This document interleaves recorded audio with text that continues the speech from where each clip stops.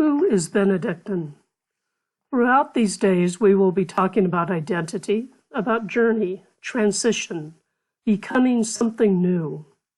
We started yesterday with Mary Magdalene clinging to Jesus, to the only world and reality that she had known. We said that she couldn't quite grasp the unimaginable new reality of the resurrection. We will talk quite a bit about the process of entering into a totally new way of being and the long, hard process that it takes to get there.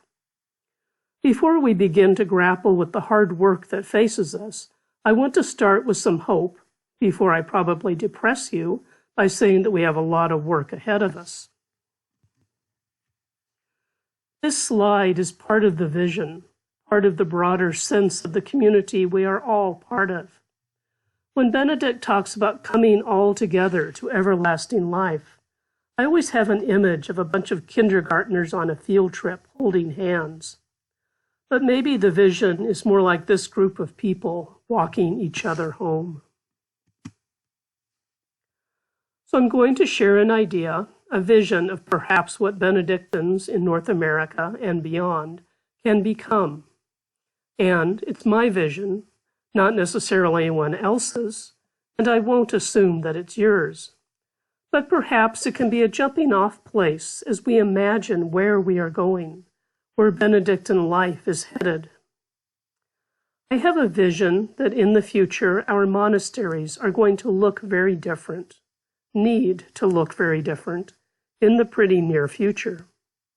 It's easy to be in denial, but the reality is that we are facing serious challenges that aren't simply going to go away. We need to change, and we need to change rapidly. So let's envision what that can look like. And I'll introduce this section with an old story. Once upon a time in the Middle Ages, there were two stonemasons. They had been working on a building for years. In fact, they were the sons of stonemasons who had been working on the same building before these guys had even been born. And the one stonemason started complaining. We've been working on this building forever, in the heat, in the cold, breathing stone dust day after day, year after year. We've broken our fingers, fallen off of scaffolding, and they barely pay us. He turned to the other stonemason. Why do you always look so content? I never hear you complaining about this awful job we've been working on for years. And the second stonemason just smiled as he kept on working and said, "Ah, I'm working on a cathedral." So this is my image of a new monastery/cathedral. It's based on St. Gertrude's. You see the little red towers? I didn't have enough playtime with Legos when I was a kid. At the foundation of this monastery of the future, we have a Cenobitic community. Traditional, vowed monastics aren't going to disappear. We will continue to have vowed members who are working away from the monasteries in different ministries. We will continue to have oblates connected in their own communities, connected with other oblates, being a Benedictine presence wherever they live. This foundation will probably continue for the most part, but that's not all there is. In the future, oblates will lead their own communities. Vowed monastics do not, have never had a monopoly on Benedictine spirituality. We don't have all the answers. We don't belong on a pedestal. Those of you who are oblates are mature adults. You can lead your own communities. The Cenobitic communities are running out of folks who can be oblate directors. Direct your own communities. Step up. It's time. In the future, I see oblates living, volunteering, working in our monasteries. Short-term, long-term, from pulling weeds to leading retreats to special projects. Obviously, living at the monastery may not work if you're married with small kids, although who knows? But if you're an oblate and you have time and flexibility, why not? If you're a vowed monastic, Are we taking advantage of these fellow Benedictines who want to help, who have gifts and energy? You probably have extra bedroom space. Let the Oblates come and live. Take advantage of these committed people. Oblates, your grandchildren do need to be spoiled, but maybe they need to come visit you and be introduced to Benedictine life. In the future, Benedictine monasteries will again become villages, as in the Middle Ages. Oblates, friends, supporters will move to the area around the monastery to help, to be part of the community, to be a Benedictine presence. They will come to prayer, activities, work, help out. Together, we'll support each other in living our call. Our monasteries will become spiritual and economic engines that drive our local areas. We will be thriving, vibrant places where Oblates, spiritual seekers, want to move and to be near. I see in the future many of our employees will be Oblates. When we hire people, do we look at our Oblate communities to see if there are people that could fill jobs? Perhaps we will ask our employees if they want to be Oblates. Our monasteries are blessed with incredibly dedicated employees who get our mission and vision. Why not ask them if they want to commit to the Benedictine way by becoming Oblates? I see in the future our monastic boards and committees having active Oblate members. Oblates are core members of our communities with professional skills and experience. Are we asking them to use that experience and commitment to bring our monasteries into the future, to make sure we are living our Benedictine values? And do we ask the current lay members of our boards and committees if they want to become Oblates, to express this commitment to our monasteries in a new way? In the future, Oblates will lead their own formation programs. Formation is hard to do, whether in our Cenobitic community or our Oblate communities, but we've seen an explosion of Benedictine Oblates writing about the rule and how Oblates live it in their life. Just take it step by step. Trust your wisdom and experience. Give things a try. Grow into it. Perhaps in the future, Cenobitic and Oblate monastics will be sharing formation programs. Let's learn from one another. We have so much to share and learn. We are all struggling to climb the ladder of humility, and it's the same ladder for all of us. How can we support each other, share our wisdom, our questions, struggles, accomplishments? Oblates and vowed monastics aren't different species. Let's begin to see our commonalities and how we are all trying to live a life of transformation.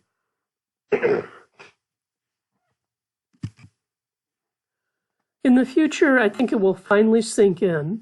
We will grasp whether we're Oblates or vowed. We are all Benedictines. We are all committed to living the rule. We just do it in different ways. We are all Benedictines, just with different types of commitments. And I know that there has been an attitude of vowed monastics, perhaps conscious, perhaps not, that to have made vows is to be special. Perhaps this is a leftover attitude of pre-Vatican II theology. I don't know. But in the future, or the present, we will recognize that there are different calls. There aren't better calls. In the future, Oblates will create new, currently unimagined, new ways to be Benedictine. Benedict didn't live under canon law. Monte Cassino wasn't part of a federation or congregation. Oblates, go create new forms of community. Experiment, try things. Your foundation is what you have learned from your communities. You are rooted and grounded in the rule. You're not reinventing the wheel. You're just adapting it. Finally, in the future, Benedictine Oblates will dream their own dreams, implement their own visions, just as those of us who are vowed monastics have been doing forever. Most of us in this room who are vowed monastics trace our roots to small groups of 3 to 5 individuals who came from different countries, who arrived here barely speaking English, without housing, with little more than the knowledge that they were Benedictines and would live the rule in a new land. They are our foremothers and forefathers.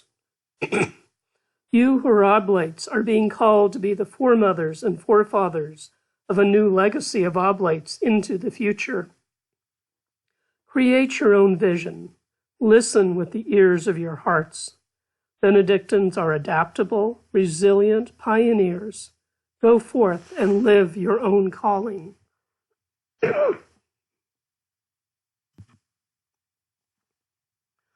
A final thought, and then we'll have some discussion before we move on. We are entering a period when more monasteries are going to be coming to completion. It has already happened. It will happen more in the future. You remember the Lectio quote from Thomas Merton this morning? From now on, sisters and brothers, everyone stands on their own feet. For Oblates, I would challenge you to look at what it means to continue even if your monastery does not. Again, you're pioneers. The way things have always been done isn't how they always have to be done. Envision, explore, create new forms of community.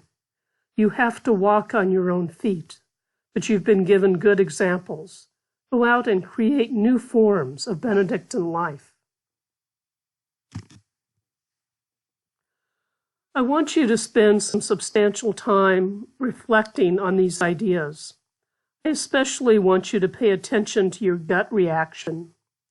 There's always a place for analytical criticism, but I think it's more important to look at your emotional reaction. Did you find this vision exciting, scary, ridiculous, obvious?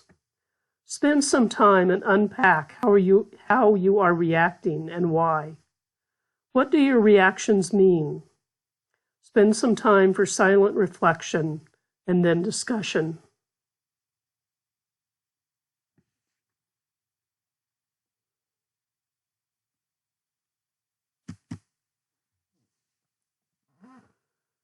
Let's move on and keep exploring this.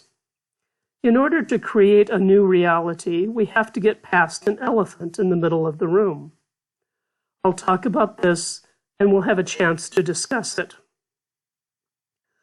I think historically, vowed Benedictines have tended to assume, consciously or unconsciously, that Oblates are simply friends of the monastery, and probably a lot of Oblates think of themselves that way, or have thought of themselves that way. I think those of us who are vowed have tended to assume that oblation basically means affiliation, that Oblates simply affiliate themselves with a particular monastery as a way of saying they like and support the monastery. And this is good. We have all, Oblates and Cenobites, appreciated and grown from this relationship. But I'm not sure that all of us who are vowed monastics have really thought of Oblates as being fully Benedictine, as being part of our monasteries in a fundamental way, as more than friends and supporters. And again, to be a friend and supporter is very important, a very appreciated role. Believe me, we need all the friends we can get. Another way to put this is that perhaps we who are vowed monastics have tended to assume that the differences between sisters and monks and Oblates are determinative rather than simply distinctions. A pickup truck is different than a sedan. We can say that pickups and sedans are totally different things, or we can say, well, they're both vehicles, they're just different. We can say that Benedictines and Jesuits are completely different, or we can say that they are both religious orders. Do we see differences or commonalities? They are both valid ways of looking at things, but we need to be conscious of our assumptions and where they lead us. Again, we're talking assumptions about unspoken, maybe unconscious. In other words, there is or has been an assumption or attitude that oblates aren't Benedictine-like vowed monastics, which is true, but I think we have tended to assume that the difference means that on some level oblates are lesser Benedictines. Now, please hear me. I'm stating what I have seen as an attitude, an assumption. I am not saying this is true, okay? I talked to one of our oblates recently who remembers being told that oblates were not Benedictine. All of us have lots of unconscious, unquestioned assumptions, and I want us to become conscious of those assumptions and take a hard look at them. I'm simply saying that oblates have been viewed, understood as simply friends of the monastery, and I suspect that at least for some oblates in the present or the past, that has been their assumption and identity. As I said, there's nothing wrong with being a friend of the monastery. We need friends, we appreciate it, but let's be conscious of our assumptions. Is that really who oblates are? We'll have a chance to discuss this at tables and as a whole group, but before we do, I want to take a quick look at how Benedictine identity has changed and evolved over the centuries to perhaps put this all in perspective. The questions we're grappling with may be specific to this moment in history, but they are part of a much larger pattern of Benedictine history. This goes to the question of, who do we say is Benedictine, and what does that mean? So let's take a look at some markers of Benedictine identity, of who is Benedictine, and see what we think. We all claim Benedict as our founder, and the rule as our guide. But how closely do we have to follow Benedict and the rule to be considered Benedictine? None of us live like Benedict. We're left with the question of what is the fundamental marker of identity. So, when we read the rule or Benedictine history, we know that Benedict's monks lived in small communities of about 12 or so. So does being Benedictine mean that you have to live in a community of only about 12 or so, like Benedict did? How many of you are from larger communities? Are you Benedictine? Benedict's monasteries were autonomous. There was no abbot, primate, or superior over several monasteries. But then, what about the Benedictine monasteries associated with Cluny in the Middle Ages, who were very centralized, hierarchical? What about the missionary Benedictine sisters of Tutzing, who have a centralized structure? Other Benedictines who have different structures. Are they Benedictine? Benedict was quite adamant about monks praying 150 psalms in a week and gathering for prayer 7 times a day. Do any of you not do that? Are you Benedictine? You're getting the hang of this.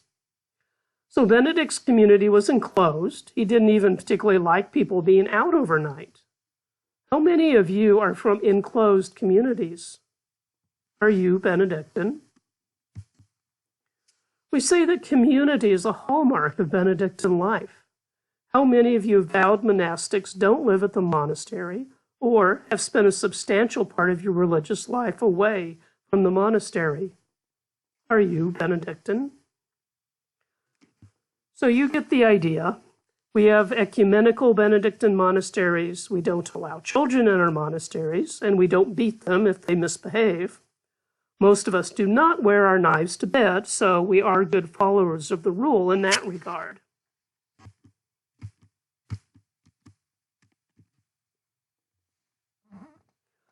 The idea I'm getting at is simply that what it means to be Benedictine has changed, evolved, adapted over the centuries. We all live according to the rule, but we have always adapted it to the needs of the times and circumstances. And all of the examples that I gave apply to both oblates and vowed monastics. None of us are living lives that look a whole lot like Benedict's community. Now, before you start to say, yes, thank you, Captain Obvious, I want to look at what this idea of identity means for the relationships between Cenobitic and Oblate Benedictines and what it might mean for our future. We always have a choice in how we see things, what we assume, how we react. So we can make a choice as to how we see the relationship between Cenobites and Oblates. We can see them as totally different, with a clear, strong boundary, or we can say maybe the difference is closer to the various ways people have lived Benedictine life over the last 1,500 years. We can say that the differences between Cenobites and Oblates mean that Cenobites and Oblates are fundamentally different and that maintaining that distinction is crucial, or we can say that they are differences like the differences between active and traditional Benedictines, all the various flavors of Benedictine. And let's be clear, there isn't one right answer. It's legitimate to say that the distinctions are paramount. It's legitimate to say that the distinctions are not paramount. Mostly, we just have to be conscious of what we're assuming. Now, I've thrown a lot at you, and I want to make sure you have a chance to process all of this. I'd like to give you some time in silence to ponder these questions by yourselves, maybe take some notes, and then we'll spend time at our table sharing and possibly at a larger group.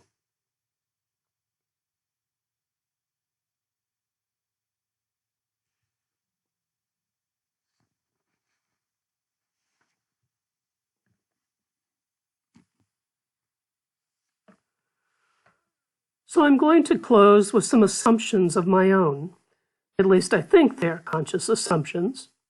First, I'll suggest that there are some essentials for anyone to be Benedictine. We might have slightly different lists, but this is a start. The rule of Benedict, Lectio, prayer, community, service, humility, work, hospitality, commitment, and the goal of transformation. Is this a start? Do all of us live these characteristics in the same way? No. Did our foremothers and forefathers live them out like we do? No. Do oblates and vowed monastics live them out in the same ways? No. But are they Benedictine values, and are we all trying to live them out the best we can? Hopefully, yes, at least on our good days.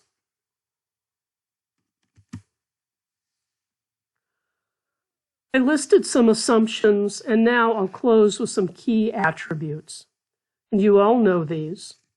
To be Benedictine is to live a way of life, a total commitment, not just an affiliation. This is something all of us need to keep coming back to. It's easy, inside or outside a monastery, to get engulfed with the minutiae of everyday life and forget what we're really about. And what we're about, whether we're vowed or oblate, is commitment, what Benedict would call stability, living the life, which Benedict called conversatio, and openness to conversion and transformation, which is obedience. And, as Benedict said, in this way, we go all together to everlasting life.